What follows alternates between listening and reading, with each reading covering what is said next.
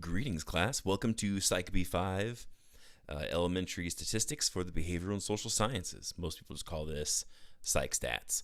I'm Professor Jordan Rude, and I will be your instructor for these 6 weeks. So I wanted to make just a little intro video to say hello. You're going to be seeing a lot of my face as this class is completely online, and so I will be on your screens for the next 6 weeks pretty intensely, because we have a lot to do and only 6 weeks to do it. So I thought I would give you guys a little head start, since we're about a week out from the start of class. And I wanted to walk you through the syllabus and just a little bit of Canvas itself, so you can see both of those things and still have kind of a week to prepare for class to start. Because once we start, it's going to be a lot of work, honestly, because it's such a short time frame. So there's going to be a lot to do. It's not all super complicated, but it can be a lot. So you need to start thinking now about how to budget your time accordingly. Okay, so let me share my screen, and I'll go to BC.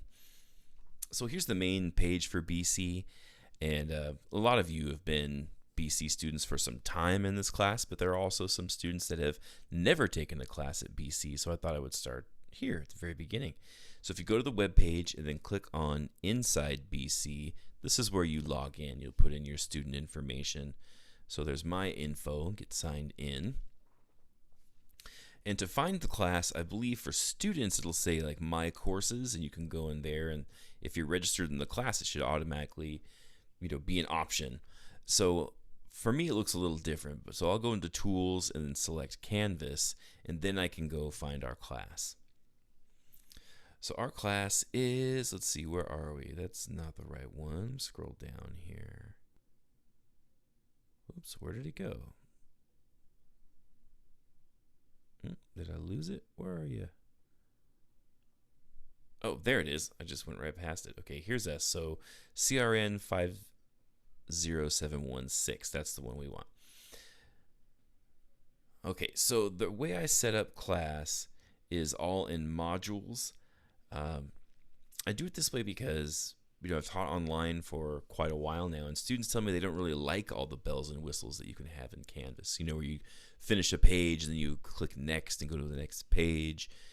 Most students said, I want to see everything all at once, so I know where everything is in one location. So that's why I chose to do this in modules. So if you go, let me go to my student view here, so you can see what it looks like from your perspective. You'll see all my secrets if I don't put it in student view. Here we are. So I do everything in modules. So for example, everything course materials, just kind of generals, I'll put here in course materials, like the syllabus, my office hours, link to the ebook, how to get the book, all that information, right?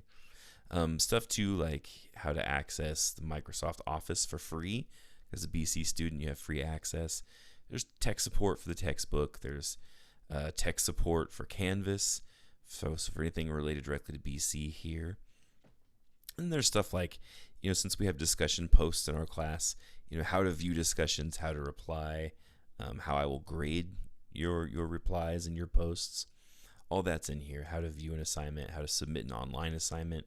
And then here's one that you might want to get a head start on, because it does involve, registering. It doesn't take long, but there's software we use in our class for analyzing statistics that you need access to, and the software is called SPSS. But if you go here where it says App Stream Instructions and click that, then you can walk through the instructions, and those are pretty simple. You go here, and then the first time you go, you have to register, but then after that you should be able to just click on it and log in and use the software through AppStream. But I have a whole separate video to show you how to do that, so I'm getting ahead of myself a bit. So the basic idea is that I do everything here in modules. So we got the course materials. Student resources are here as well in Canvas, so things that are related to BC or to Canvas or Zoom, whatever it might be. And we might not even use all of these in our class, but you might use them in some other class. So I thought I would give you all these resources. So things like, for example, how to scan a document, right? That could be useful. Links to the tutoring center, student services, online support from BC, counseling, the bookstore, DSPS and veteran services, etc. You guys think of more links that should be here, I'll add them for you. So it's just kind of general information for you there under student resources. But let's look at a chapter. So a chapter in our class, I'll put all of the contents for that chapter be contained in one module. So here, and they'll all look kind of like this one. So you start off with learning objectives, then there's the link to the chapter in the ebook. It's flashcards if you want to practice with terminology. There's a PowerPoint, so that's if you just want to see the PowerPoint that I go through in my video. And then I've got my video lecture. So when you click on that, it'll take you to, it'll open up a YouTube link, and these are my lectures for the class. And they're all just like this, where you'll watch them online, on your own time. And if they're lengthy, I'll chop them into multiple parts. So this one's got a part 1 and a part 2, so you're just not sitting there and, for too long. And then there's supplemental videos here as well. They're not video lectures, but they're there just to kind of help you understand the concepts. Typically, they're shorter. They're things that kind of reinforce what we've already talked about or you've already listened to in the video lecture. And then for each chapter, you'll have a few things here. You'll have, for example, a practice quiz, and it's not graded, so you should be able to take it as many times as you want. It's just for you to practice. Doesn't matter if you do it or not. It's just for you to feel comfortable with the material. Now, the one that is graded are called chapter quizzes. So this is 10 multiple choice questions at the the end of the chapter. Come take these after you've watched the video lecture. You've looked through your book. I would recommend taking the chapter quiz right away. So when the information's still fresh in your brain. So there's a chapter quiz for every chapter, and they're all 10 multiple choice questions, and there's some form of activity. Some of them are discussions that you'll post, for your classmates to comment on, and sometimes it's just something you turn into me, like an activity. So you'll have one of those per chapter as well, and this one's got a little extra since we talk about something called independent dependent variables. I made a practice. There's the answers. Here's a video of me going over the answers. So all that stuff is chapter 1, right? If we look at chapter 2, it's kind of the same thing. Learning objectives, book, flashcards, PowerPoint, video lecture, right? Quizzes, discussion activity, and that's kind of how each chapter works. So you just have to keep track of which chapters you have to do, in which week. And you'll get some reminders. So if you look over here on the right, it says to do. You have your to-do list. So you have chapter 1, it's got the due dates there. So look at all this stuff that's due on the 21st. So that's the, not the first day of class, but a week from the first day of the start of class, you have all of these assignments due. So basically it's three quizzes and then 3 discussion activities. All right. So let's look at the syllabus now. And don't worry, I'm not going to read it all to you word for word, but we should look over it. And I find it's easier to do that in a video than just say, hey, the syllabus is there online, go read it for yourself. Sometimes it's helpful to hear me read through it. Oops, let me stop sharing for a sec. Let me start that over again. Is this the one we want? That's the one we want. Okay. So here we are. Here's the syllabus for our class. So like I said, we're in Psych 5. You're in section 50716. I like to start my syllabi off with a quote. So here's one from Kurt Levine. He's considered one of the fathers of social psychology. That's what I study, by the way, social psychology. And he says, no research without action and no action without research. I always like that. Always like that quote, and it kind of informs the way that I teach this class.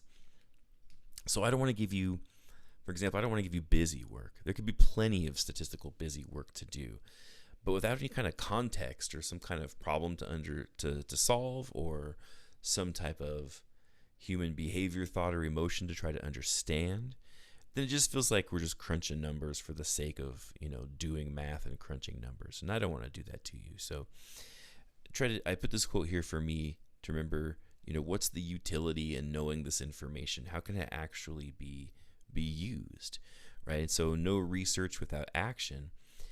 That really means that, what I'm just talking about, the research should be based on some kind of purpose, some kind of action, right? And no action without research means before you want to make decisions or, proclaim to understand something about human behavior. Well, it should be based on some kind of research. So this is kind of, cyclical, or maybe it's reciprocal, right? Kind of these ideas reinforce each other. So I always like that by Kurt Levine. Oh, so reminder, my name is Jordan Rood. I think I already said that, but just in case, you could call me Professor Rood. That's fine with me. You can just call me Jordan. That's okay. Mr. Rood is okay too. I'm pretty laid back about all that.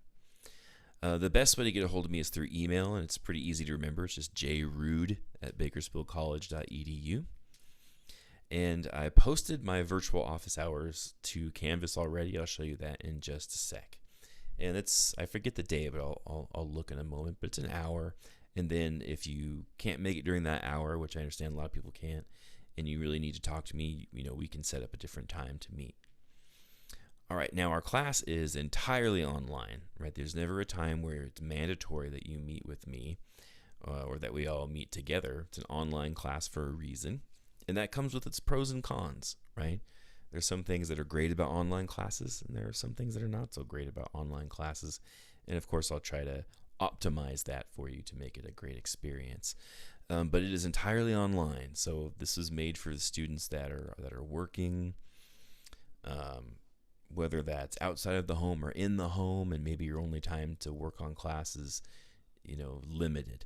Then this is the reason it's online. It's not because you might think because of the virus. It's actually, I was going to do this online anyway. But if you're curious, yes, the campus is open, this summer. Really set to open the day after summer school starts. And then next fall will be completely reopened again. So you can take classes in person and have what most people agree is a much more rewarding experience. But this class is online. So let's see, the course location then is Canvas. For this part, the course description and philosophy and then the learning outcomes are really the same.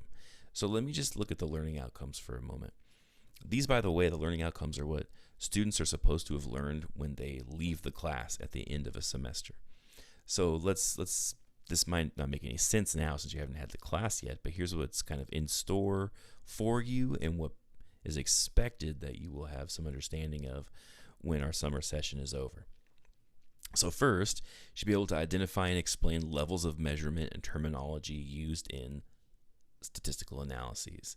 That part will be probably new, right? That's like the language component of the class. But it's pretty repetitive, and I think with practice it'll become pretty easy. Number two, when you complete the course, you should be able to explain and effectively describe two categories of statistics: the descriptive and inferential categories of stats. And it says, for each level of data, and that's kind of like the middle of the class when we shift from descriptive stats to inferential stats. Don't worry if you don't know what that means. It's perfectly okay. We'll get there soon.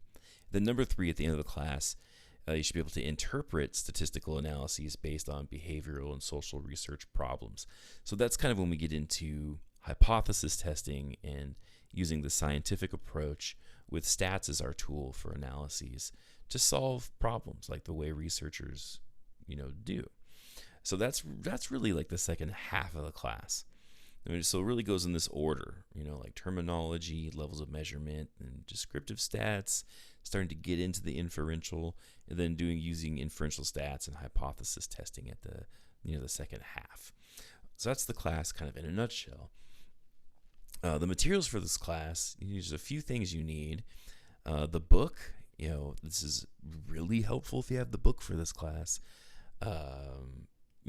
I went to college for a long time, and I could tell you there were certain classes where I got by without the book, no problem. This really isn't one of those classes. I really think you need the book for this one because a lot of the information is new, right? So the book is really helpful in that way. What a lot of my students tell me, and did my own study on this and found it to corroborate what they said, is that students did better if they watched a lecture, or in this case, like if you watch my lecture video and then read the chapter in the book, that it made more sense. So it helped to have someone kind of translate what's in the book and then read it, instead of reading it first and getting confused and frustrated and then coming to lecture and trying to unlearn what you got from reading the book when it was confusing. So my advice, or at least is what's worked for students in the past, is to watch the video lecture first and then read the book. But you do need the book. Let me see. I'm going to grab a copy of it. It's right here.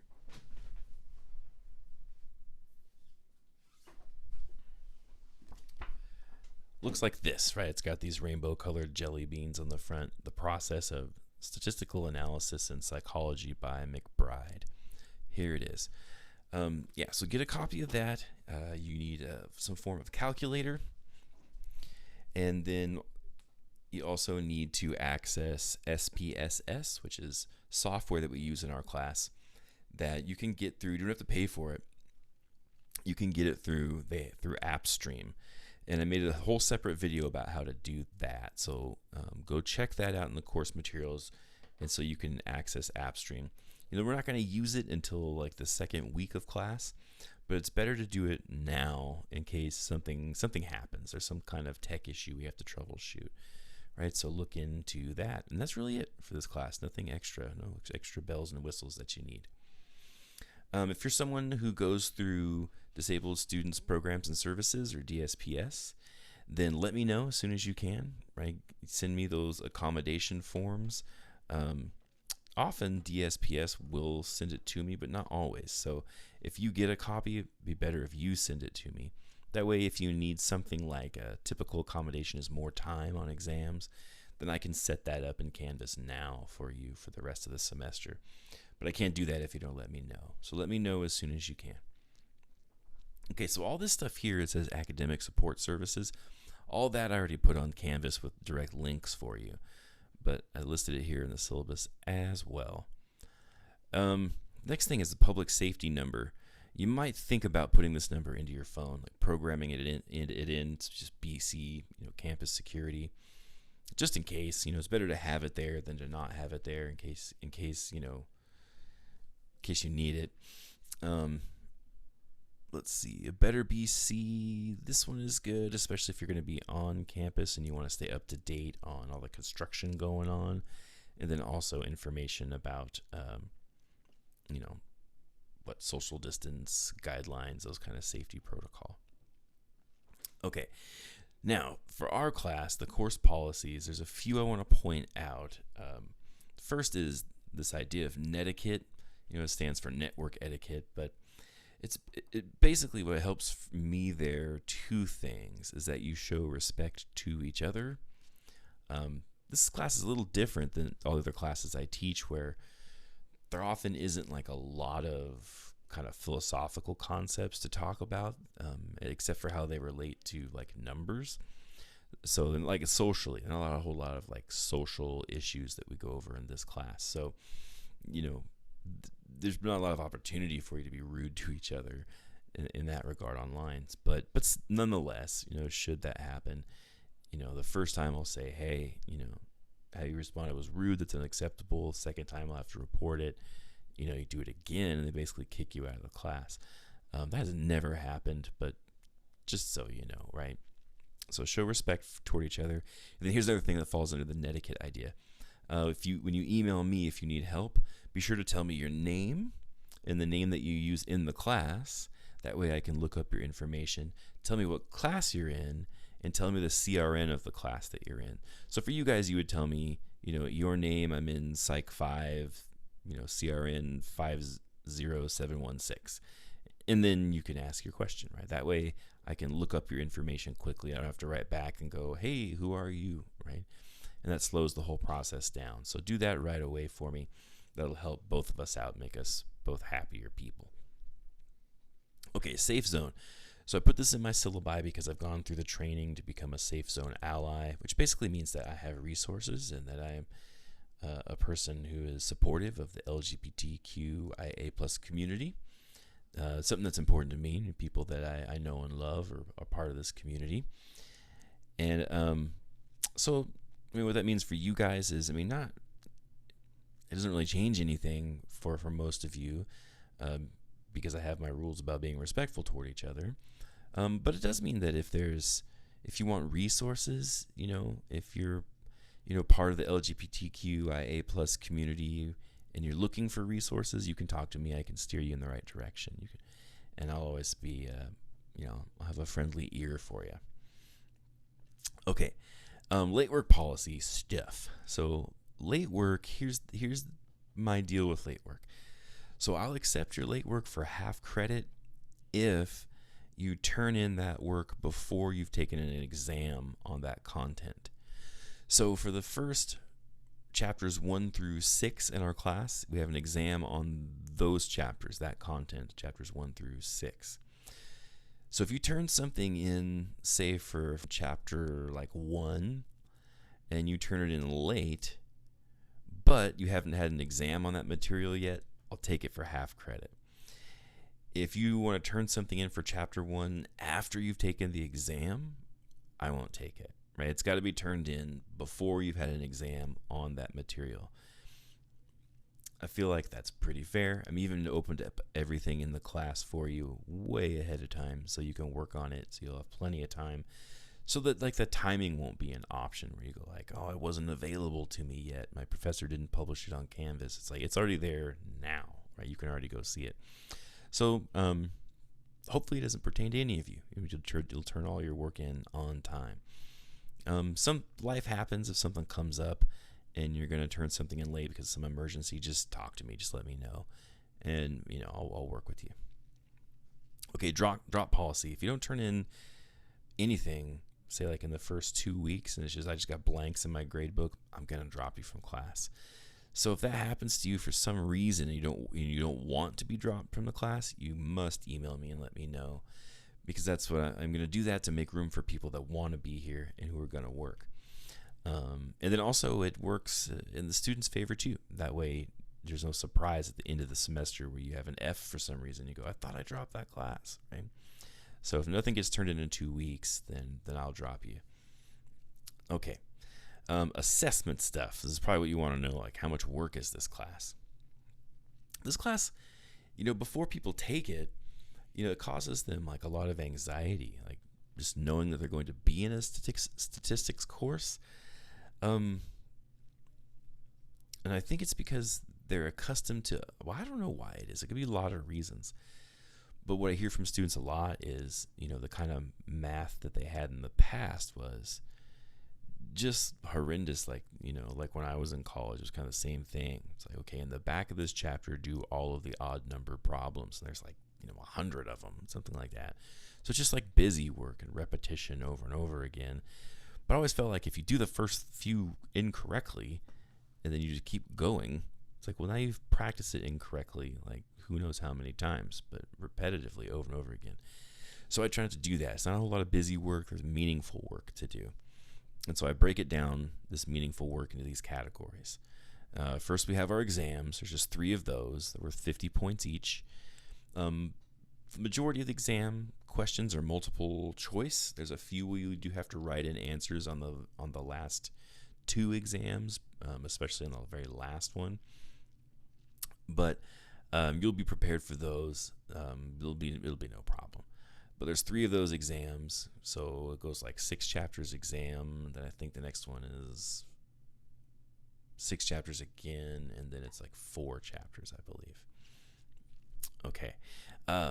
Next, we've got chapter quizzes. So the chapter quizzes are 10 points each. They're multiple choice questions, and there's 1 for each chapter. I think we end up going over, I believe it's 15 or 16 chapters.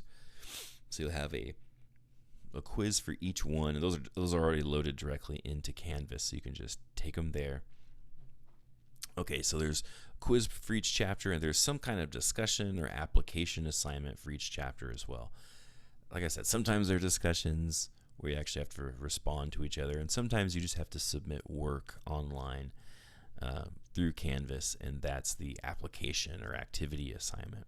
But there's something to do on top of the quiz per each chapter. Okay, now a couple more things. We have SPSS assignments that we'll work on about starting the second week of class. And a lot of those are tied into the activity assignments, so there's some overlap there. But sometimes I'll say, okay, here's the quiz, here's a discussion, and there's an SPSS assignment for this chapter. But then for some chapters, it didn't make sense to do that. It felt like busy work, so I just combined them. So where there's a quiz and there's this like SPSS discussion kind of combined into one. But there are a few of those too. So you'll learn how to input data into SPSS, how to analyze the data, and then how to interpret that analysis. And that's really the point of the SPSS assignments. It's a little more realistic because people, in the real world, whether it's in the private or public sector or in academia, they're not doing statistics by hand, right? They're using software. So I want to show you what that looks like. Okay, and then the last category are what I'm calling project assignments. So the best way to learn about research really is to do it yourself. And so I have this way to kind of help you do it yourself where I can kind of guide you a bit. I can steer you in the right direction so that it's not overwhelming and it's still interesting. So the basic idea here is that I'm going to give you a database, basically, of like different variables. And then you're going to work on this project from beginning to end, where you go like, okay, first I'm going to give you like the variables without any numbers attached, so it doesn't like skew your judgment. But you can look at the variables and go, okay, out of these like 15 variables, I think these two are probably related to each other. It's like, all right, cool. Now you're forming a hypothesis, or you will form a hypothesis based on that. And then the second part of the project is, all right, now that you got your hypothesis, here are the numbers, right? And then the last part is, now that you've got the numbers, you can run an analysis and you can report back to the class and tell us whether these things are related or not. And if they are related, tell us how strongly they're related, right? What's significant about it. And you'll do like a write-up of your final project. So it lasts throughout the whole 6 weeks, but really it's like you turn it in 3 parts, where there's part 1, 2, and 3 of this project. So more details about that, you'll see it on Canvas, and I'll make more video announcements about it as our course goes on. All right, now let me see if I can get it all on one page. Here is our tentative schedule for our course. I always write tentative in case something happens, I have to change it. But it basically looks like this. We have the first week, chapters 1, 2, and 3 is the content that we're covering. And all of the work for chapters 1, 2, and 3 is due the following Monday on the 21st. So the quizzes for chapters 1, 2, 3, so we have 3 quizzes, and the discussion and application assignments, 1 for each chapter as well. Right? So that's all due that Monday. So it's gonna be a lot just because it's so fast. But I made sure to give you a weekend in there with every chapter as well. And that's kind of the way the class is laid out, right? You've got 3 chapters worth of work due at the beginning of the second week. The beginning of the 3rd week, right? Then you have that's when you have again 3 chapters 4, 5, and 6, the quizzes, the discussion, and then you've got project number 1 and exam number 1, all due on the 28th, right? And that's kind of the way it works out. You can see there's some different. You got the project number 1 here, exam number 1. You can skip a couple weeks. You got the project 2, exam 2. This is the only week that looks kind of heavy, which is the very last week. I made sure that the materials, they go kind of out of order, 9, 10, 11, 12, and it's like 15, 16. I skipped some stuff, right? I did that just to make it a little lighter on this last week, because this stuff was pretty easy. The things that we go over the last week in class, it's pretty simple stuff to do. But you also have, your project number 2 and exam 2 due on Monday, and then that same week on Friday, that's when you got the quizzes and project 3 and your final exam, or exam 3 due on that Friday. And that's because that's the end of class that week, and I have to get my grades in as soon as possible, so you have to finish up that week. So let's keep your eye on this last week. It might be a little bit stressful there if you're trying to play catch up. Okay, so that's the syllabus in a nutshell.